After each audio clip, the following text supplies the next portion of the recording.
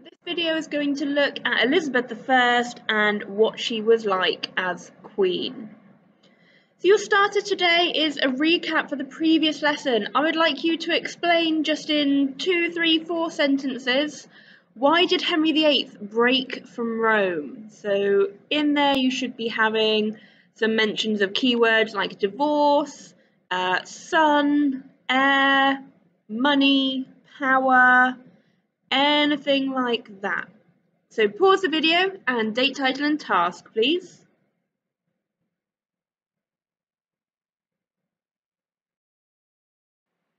So in order to do this lesson, we've actually skipped quite a lot of history. We've gone from Henry VIII to Elizabeth I, so we've missed out 2 entire monarchs. So just to make sure we are in the right kind of frame of mind contextually and chronologically, I'm asking you to put these events in chronological order, which means you're going to start on the left with the oldest date and then finish up on the right with the newest date. And if you prefer to do this in pencil, just in case you get anything wrong, that's fine. But it is really important you give it a go. You've got the dates, I'm sure you can do the maths. The oldest date to the left, most recent date to the right.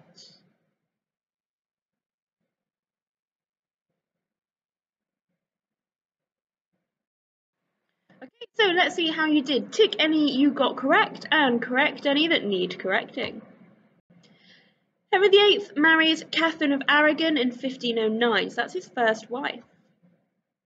Catherine then gives birth to Mary in 1516.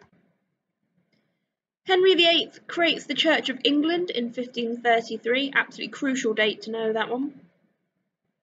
Henry then marries Anne in the same year. Now you should have been able to work out logically which one came first for that. Anne Boleyn then gives birth to Elizabeth, again in the same year, so you should have been able to work that out logically. Anne Boleyn is then beheaded in 1536. Henry then marries Jane Seymour in 1536, same year. Jane Seymour gives birth to Edward, and that's why Jane Seymour is rumoured to be Henry's favourite wife. Henry himself dies 10 years later. Edward then becomes king, age 9.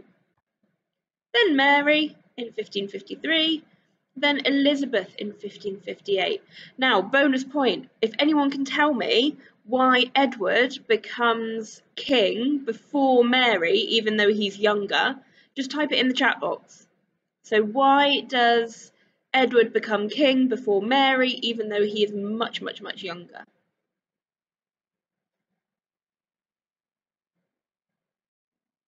So to make sure then that we are all on the same page, there are 4 questions on the screen. I would like you to type the answers into the chat box, please. So who ruled after Henry? Why? Who was Elizabeth's mother? And how old was Elizabeth when her mother was killed? So pause the video and answer these questions in the chat box, please.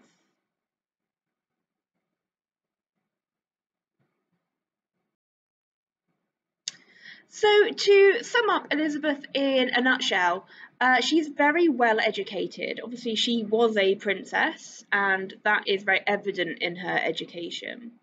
She's fluent in 4 languages, including French. She loved horse riding, dancing, hawking, which is where you have a hawk, which is a bird that's trained to hunt. And she studied the Bible, which is kind of like a generic education for a princess. So she's educated in useful but also feminine and like girly stuff for the time. That being said, she is said to have had a very strong temper, and she apparently swore a lot, just like Henry. So if anyone displeased her, they would find themselves being screamed at. And she'd also been known to spit on people if they offended her. Her red hair was a sign of royalty because the royal families at the time tended to like marry into each other. Red hair was a very common symbol of being royal. So if anyone knows anyone with red hair, they're probably descended from royalty. But Elizabeth, when she becomes Queen of England, she never marries. She herself said she was married to England. Now, there's even like a history conspiracy theory that Elizabeth was actually a man, but we won't go into that now. And she had no children, which was a bit of a problem for her because people didn't know who was next in line to the throne. But it actually ends up being a man named James Stuart, which is where you get the Stuarts from rather than the Tudors. It's quite cool. So using this information, do you think people would have liked Elizabeth? And you need to explain your answer using 3 points of evidence. So you don't need to copy all of that down. I'm just asking you to use it to form a judgment. Do you think people would have liked Elizabeth? And explain why using 3 of those bullet points.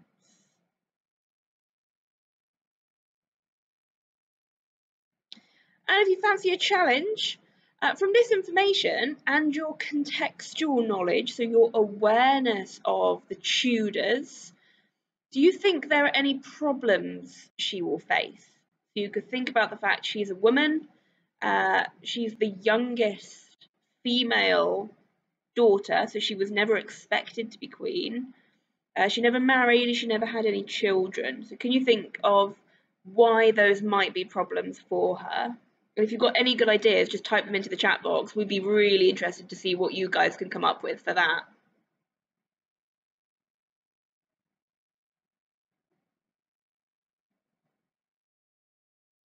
So we're going to learn about Elizabeth as queen now. We're going to do that through primary sources and secondary sources. So a variety of sources to work out what she was like as queen. So to start off, you guys are going to need a table. Now this is probably going to be about the side of A4, so if you need to go like to the back of your paper, that's fine. I would also turn your paper sideways, so it's kind of longer at the top and shorter down the sides. And so copy out that table with a pencil and a ruler, and then write in those headings. Then we'll talk through what's going on in a moment. So please copy out that table, one whole A4 side, turn your book sideways, pencil and a ruler.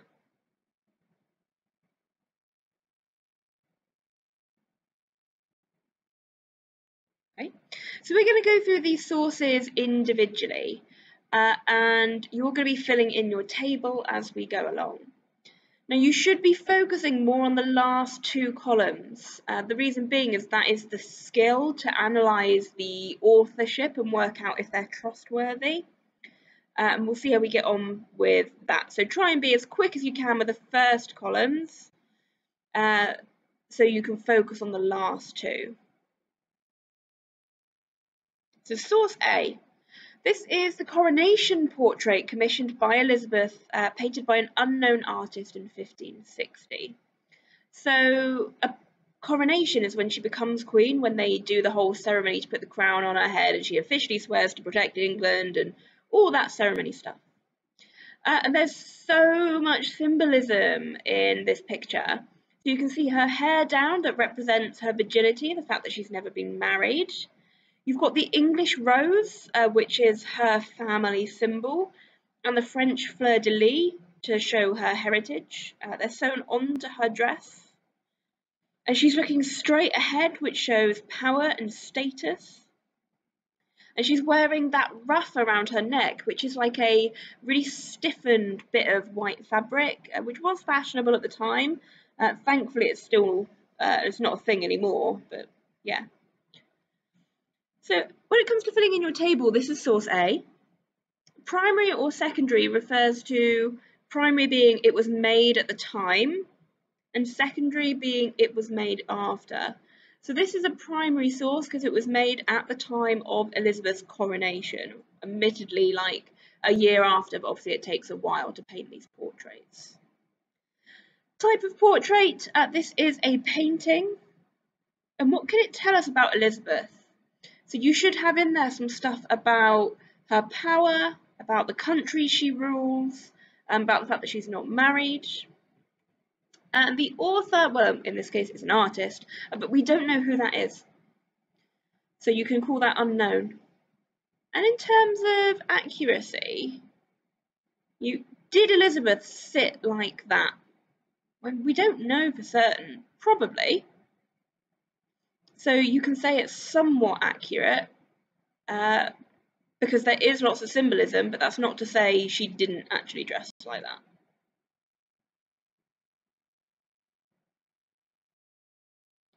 Okay, so this one is source B from a textbook looking at how Elizabeth controlled the government, published in 2001 by Barbara Mervyn. Elizabeth can be credited with maintaining a stable government by exercising her control over and creating rivalries used to her advantage. So it's source B. Is it primary or secondary? So is it made at the time of Elizabeth or is it made after?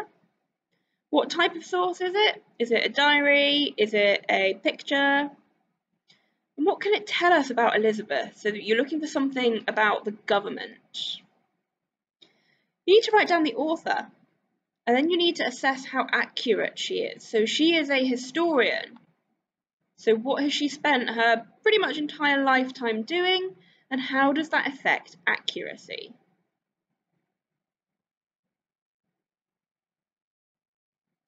Source C is a diary entry from an eyewitness who saw Elizabeth touring around the country in 1568. She was received with great applause and signs of joy, at which she was extremely pleased. She ordered her carriage sometimes to be taken where the crowd seemed thickest, and stood up and thanked people. So it's source C. Is it primary, made at the time, or secondary, made after? What type of source is it? What does it tell us about Elizabeth? So was she popular? Was she not popular? Who's the author? Now again, it doesn't say, but they are an eyewitness. So how accurate is it? Were they there? Did they actually see this?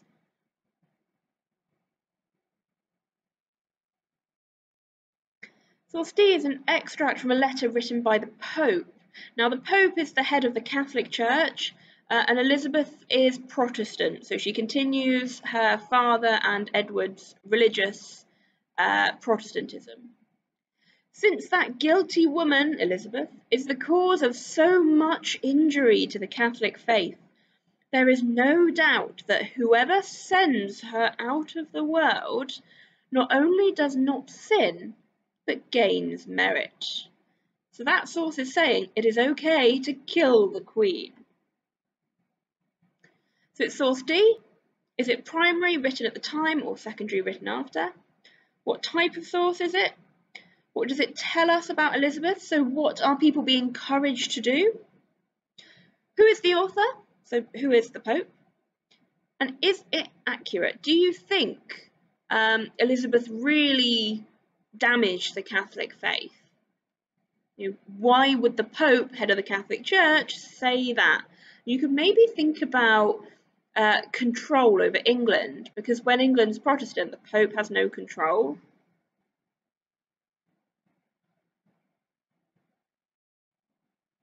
This is from a letter to King Henry VIII, written by Elizabeth's childhood tutor in 1550. No one's mind is quicker than hers, no memory more retentive. French and Italian she speaks like English, Latin with fluency. So it's source E. Is it written at the time or after? What type of source is it? What does it tell us about Elizabeth's education? Who's the author? And is it accurate? So do they know about Elizabeth's education? Also think about who they're writing to. You're going to turn around to King Henry and say, well, yeah, by the way, your daughter's not quite smart enough. So you think about accuracy that way. Source F is from Count Ferrier to King Philip II of Spain in 1559. At the time, Philip had asked Ferrier to look at Elizabeth as a potential wife, and both Philip and Ferrier are Catholic, but of course Elizabeth is Protestant. I understand that she cannot have children. So it's source F. Is it primary or secondary? What type of source is it? What does it tell us about Elizabeth and her ability to have children?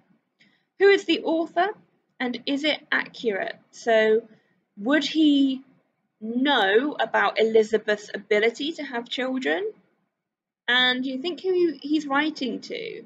Philip II has asked him to find this out specifically.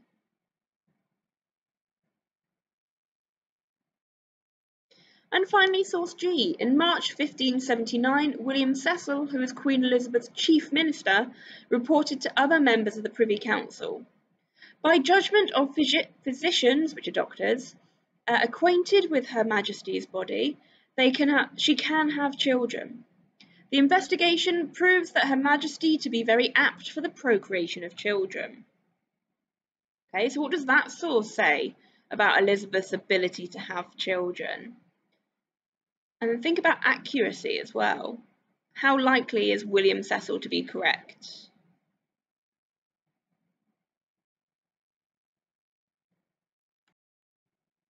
Okay, so time for a challenge. Those last two sources, they differ. Source G says she can have children. Source F says she can't have children. You need to explain just in the chat box for us, please. This is a very high level skill and we want to see how you do. Why do these two men have different interpretations? Why do they say different things? Now, a little hint. Think about who has the most access to Elizabeth. That should help you with why these two men have different opinions on whether or not Elizabeth can have children.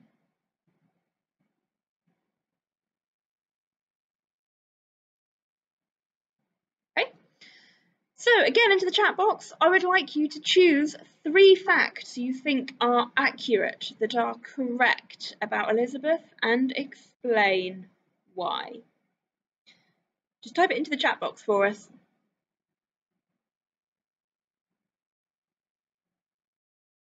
And then, of course, as always, you have a Show My Homework quiz to do. So go ahead and have a go, and I will see you soon. Bye!